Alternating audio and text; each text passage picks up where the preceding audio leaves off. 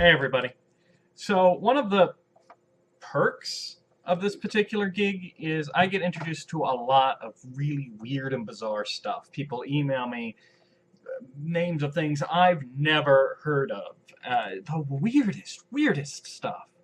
And today, I'm going to give you just a little taste of what I'm talking about. This is a short film that you've probably never heard of, and I'm going to fix that.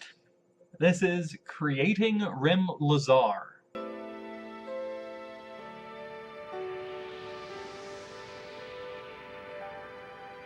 We open with a very bored kid in school who is daydreaming of his imaginary superhero friend. The teacher catches him and sends him to the principal's office. And I will hear no more stories about your imaginary worlds. When you're in my classroom, this is the only world there is. Are you sure you're supposed to be teaching little kids? Because, you know, little kids, they have these things called imaginations sometimes, and I'm almost positive that teachers aren't really supposed to, like, try and quash it completely. When I'm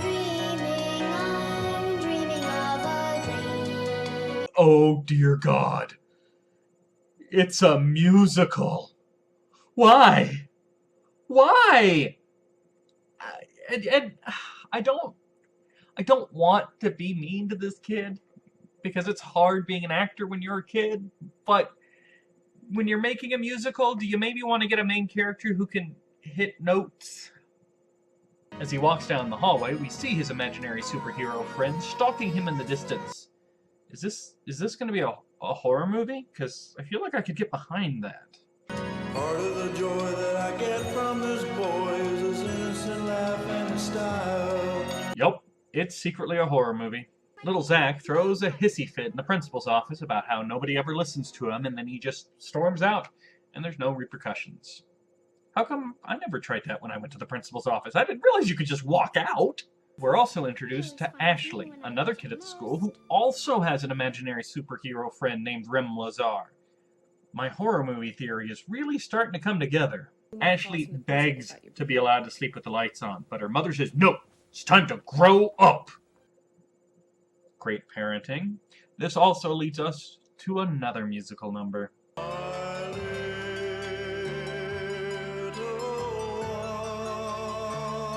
Alright, I really wanted to try and avoid all the super obvious pedophile jokes, but man, this is just uncomfortable to watch. Her imaginary superhero friend comes to her in her bedroom when it's dark and she's scared and insists on calling her his little one to try and make her feel better. My little one, don't you shed a tear. Hey, hands where I can see them. In art class the next day, Zach makes a pretty impressive sculpture of Rem Lezar, far better than I could do now as an adult, while Ashley draws a picture of him, again, better than I can do, but that's because I can't draw stick figures without them looking like they've got some kind of debilitating disease. Anyway, Ashley goes over when she sees the sculpture, and they find out that both of them have the same imaginary superhero friend.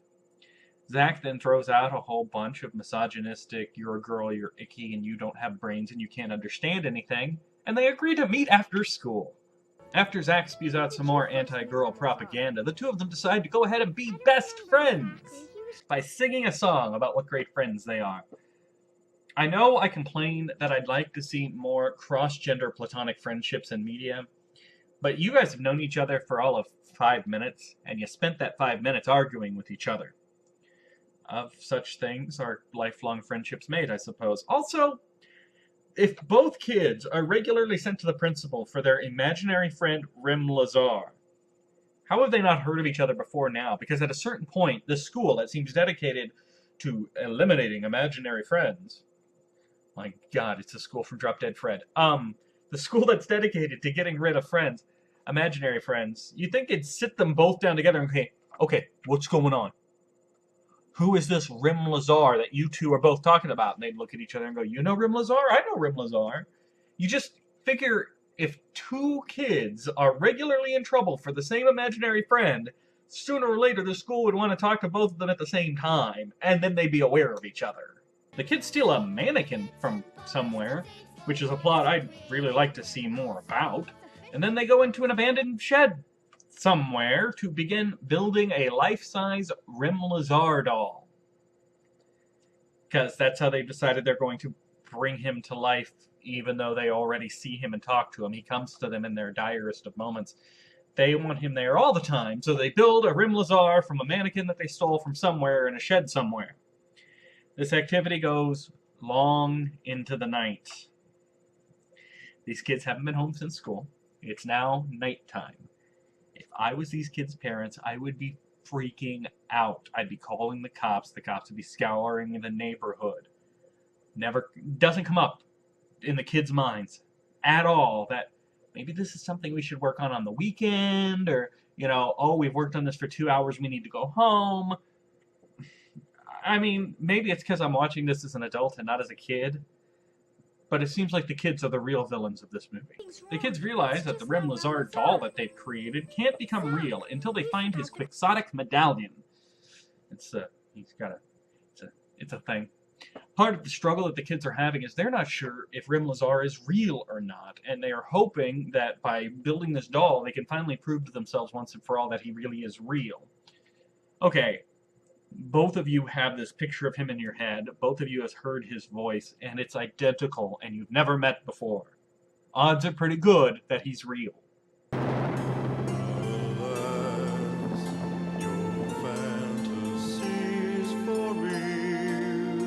Hey! Hands where I can see them! The two kids wake up the next morning, having spent the night with their hero doll. Man, these two kids are going to be in some serious trouble. I saw how this worked out for Rory and Dean. That was a joke almost exclusively for my sister, who doesn't even watch these videos. But if you got the joke, congratulations. So now, because of their need and desire for him, Rem Lezar is real and alive! Oh goody, now we'll never get rid of him. Just then, the director of this movie shows up as the Grand Enemy Vorlok. He reveals that he's hidden the quixotic medallion away, and that if the kids can't find it before sundown, Rem Lezar will not be real anymore. He's hidden it in the highest place the mind can go. This leads to a debate on which is taller, mountains or skyscrapers. And apparently, they ran out of footage because this entire debate is filmed over still screens of stuff that we've seen before. We are 20 minutes into this movie and we are out of footage. You just know all the people in the background of the shot driving cars or walking by, saw this blue-haired freak holding hands with two little girls and went, why is there a man dressed as a giant blueberry with those children? And since I don't think anybody ever actually saw this short film, they never found out that answer. For the rest of their lives, they always had to wonder, what was that we saw that day? I envy those people, because I've seen the truth. I feel a breeze, it's heading our way.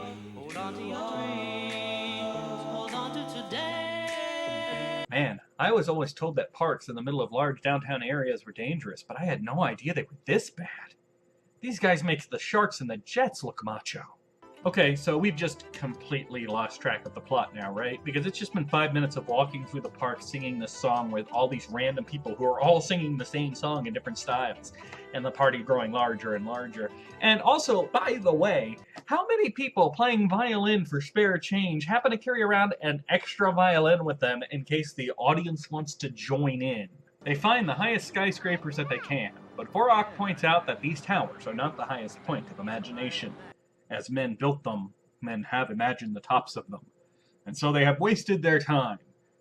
So they have to go check out the mountains now, and Rem Lezar uses his magic powers to teleport them to a mountain to explore.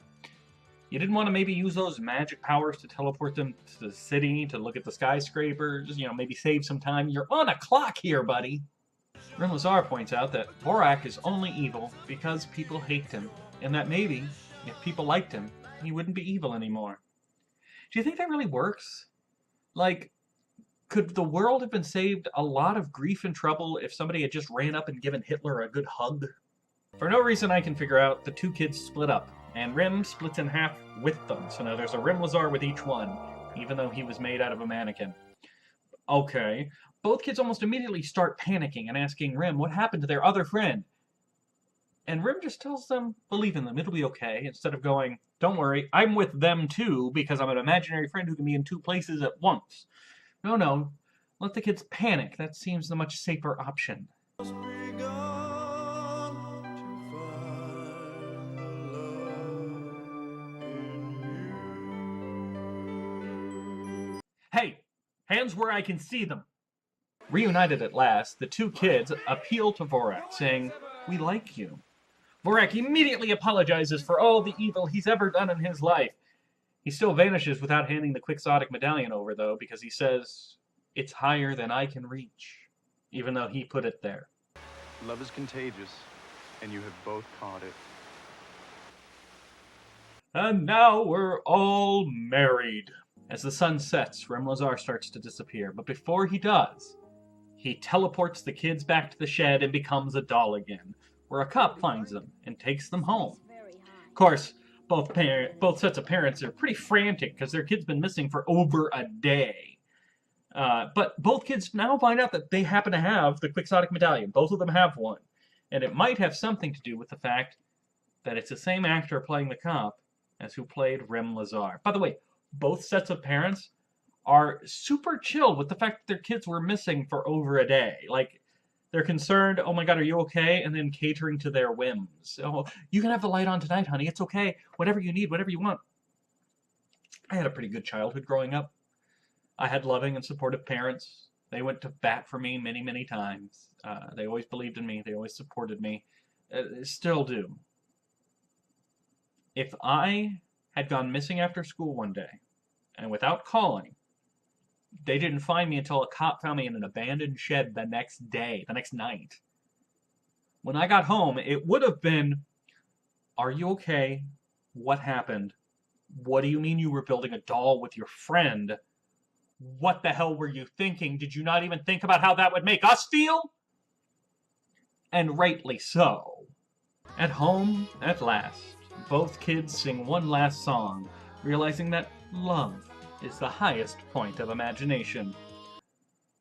Really? Because I have friends and family that I love, and that love me in return. I don't have to imagine love. Sure, it's not a tangible thing, but it's real and provable. I don't have to imagine people loving me, let alone stretch my imagination to the heights to imagine the concept of love. Also, as the credits roll, we learn that Ashley had a voice double for singing, but apparently we couldn't afford one for poor little Zach. I'm sorry, Zach. And that was creating Rem Lezar. It's only 48 minutes long, so this review obviously is a little shorter than normal, but man, that was a weird trip. That is such an odd little film, and I can't even imagine, having made this movie, what's the audience for it? At 48 minutes, you can't really release it as a feature,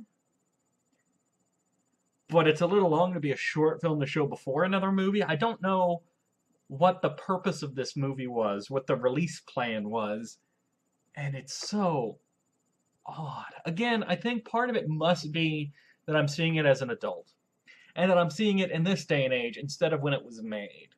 Because maybe if I'd seen it when I was a little kid back then, the idea of having an imaginary superhero friend would be pretty neat, as opposed to the overt creepiness that there is about this blonde blueberry stroking my face and calling me his little one. No, I still think I would have found that creepy as a kid.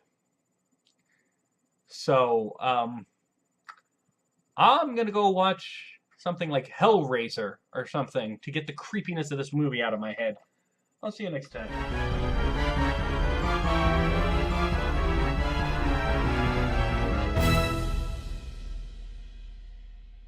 Hi, I'm Luke Bryan, two-time CMA Entertainer of the Year. If I ever learn how to read, I'm going to read The Great Platypus Caper by Jeff Hillary because I believe in supporting fine literature. I'm Luke Bryan. Hi.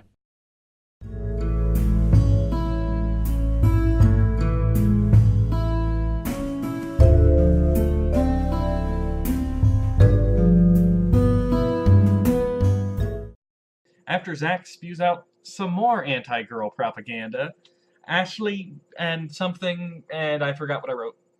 I'm going to have to read this again. The two of them decide to go ahead and be best friends. That's what I wrote. It's 3D. This is your 3D effect for this review.